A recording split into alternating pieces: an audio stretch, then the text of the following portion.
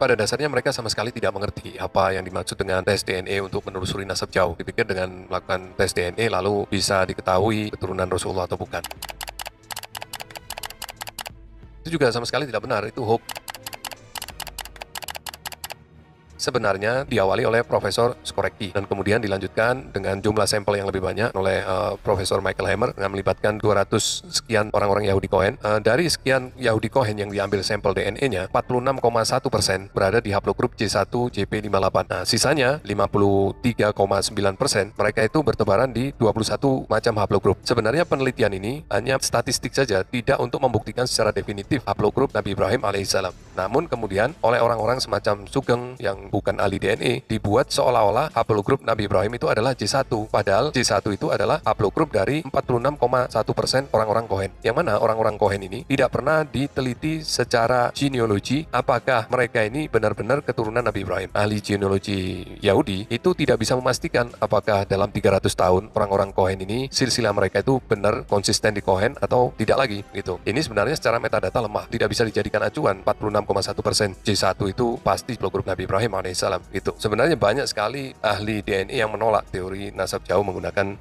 DNA ini. Di antaranya Profesor David Balding, Profesor Mark Thomas dari University College London, dia di Departemen Evolusi Genetik Pusat Ilmu Genetika. Dia mengatakan informasi pada kromosom Y dan mitokondria tidak dapat mengidentifikasi nenek moyang kita. Ini murni hanya komersialisasi untuk keuntungan laboratorium yang menawarkan uji DNA untuk menelusuri nasab jauh. Kemudian ada Profesor Mark Jobling mengatakan apa yang dipromosikan oleh laboratorium komersial ini adalah pengetahuan tentang nenek moyang kromosom Y dan mitokondria dalam sel adalah kesalahan yang perlu diklarifikasi. Kemudian Profesor Steve Jones, yaitu Profesor Genetika Manusia dan Evolusi dari University College London, memperingatkan agar tidak percaya pada iklan-iklan laboratorium tes DNA. Kemudian Profesor Lawrence Chiki dari Universitas Toulouse, Prancis juga memperingatkan hal yang sama. Seorang peneliti Mike Weil juga menolak tentang DNA untuk nasab jauh. Ada juga Profesor Brian Skies dari Lembaga Studi Genetika di Universitas Oxford itu juga menolak.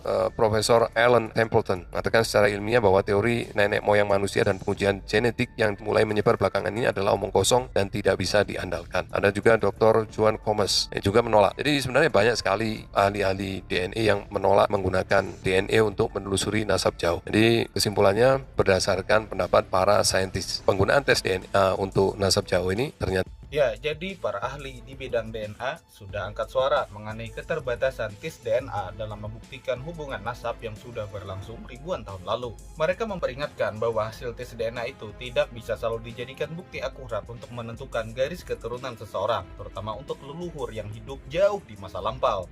Pernyataan ini muncul di tengah maraknya anjuran penggunaan tes DNA untuk menelusuri sejarah keluarga dan asal-usul leluhur.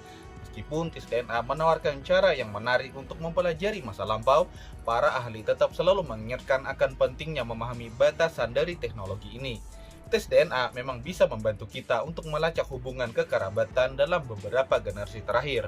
Namun ketika kita berbicara tentang leluhur yang hidup ribuan tahun lalu, maka akurasi tes DNA itu menjadi jauh lebih rendah. Alasan utama keraguan ini sendiri terletak pada kompleksitas evolusi manusia dan percampuran populasi yang terjadi selama berabad-abad. Seiring waktu, DNA individu mengalami perubahan dan bercampur dengan DNA dari populasi lain, sehingga semakin sulit untuk melacak garis keturunan secara pasti.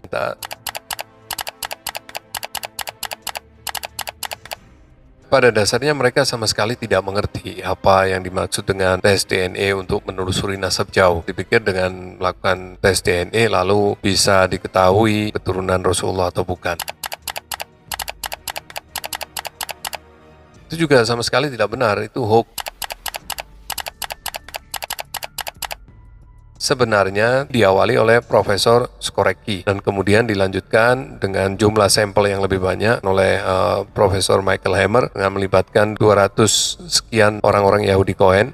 Dari sekian Yahudi Cohen yang diambil sampel DNA-nya, 46,1% berada di haplogrup C1 JP58. Nah, sisanya 53,9% mereka itu bertebaran di 21 macam haplogrup. Sebenarnya penelitian ini hanya statistik saja, tidak untuk membuktikan secara definitif haplogrup Nabi Ibrahim alaihissalam Namun kemudian oleh orang-orang semacam Sugeng yang bukan ahli DNA dibuat seolah-olah haplogrup Nabi Ibrahim itu adalah J1.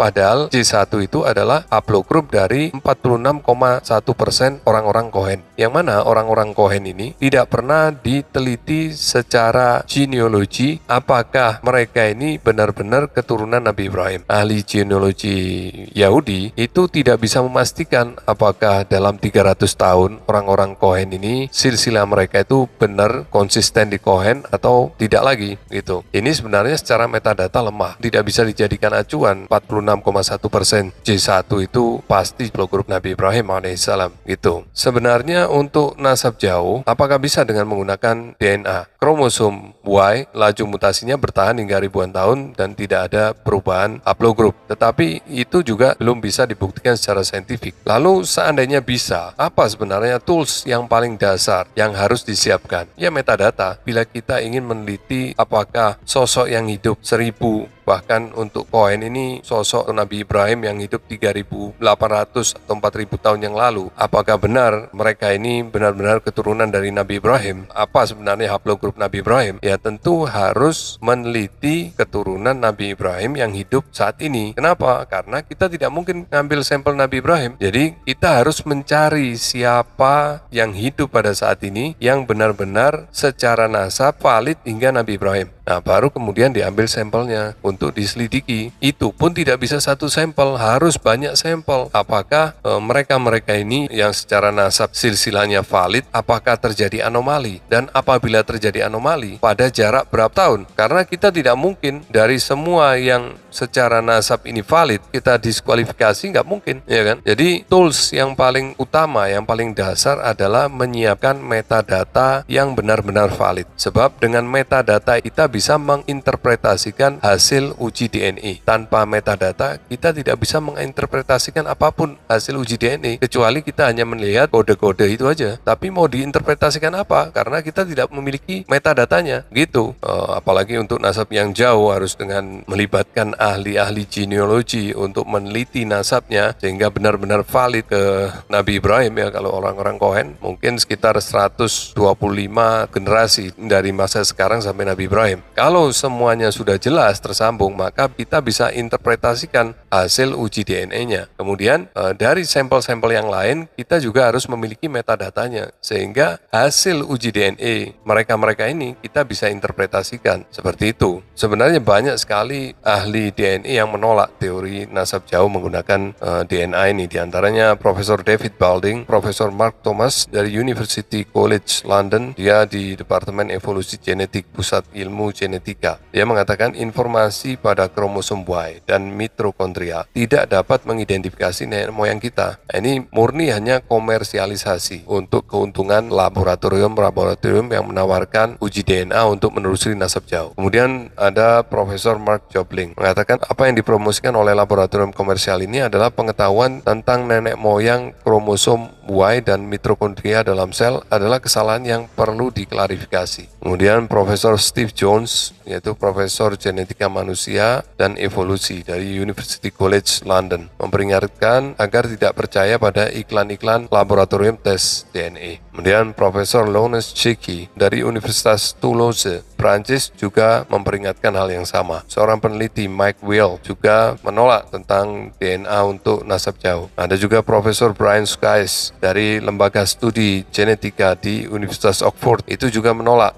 Profesor Alan Templeton mengatakan secara ilmiah bahwa teori nenek moyang manusia dan pengujian genetik yang mulai menyebar belakangan ini adalah omong kosong dan tidak bisa diandalkan. Ada juga Dr. Joan Thomas yang juga menolak. Jadi sebenarnya banyak sekali ahli-ahli DNA yang menolak menggunakan DNA untuk menelusuri nasab jauh. Jadi kesimpulannya berdasarkan pendapat para saintis, penggunaan tes DNA untuk nasab jauh ini ternyata tidak bisa. Demikian yang bisa saya sampaikan pada kesempatan kali ini. Semoga bermanfaat. Assalamualaikum warahmatullahi wabarakatuh. Semakin tua leluhur yang ingin ditelusuri, maka semakin banyak generasi DNA yang telah mengalami perubahan dan percampuran, sehingga membuat hasil tes DNA menjadi lebih sulit diinterpretasikan dan pasti akan kurang akurat. Para ahli merekomendasikan agar tes DNA ini digunakan dengan hati-hati dan wajib dikombinasikan dengan metode penelitian lain seperti studi sejarah dan antropologi untuk mendapatkan gambaran yang lebih lengkap tentang asal-usul leluhur, jika benar-benar ingin mendapatkan pemahaman yang lebih komprehensif tentang garis keturunan kita.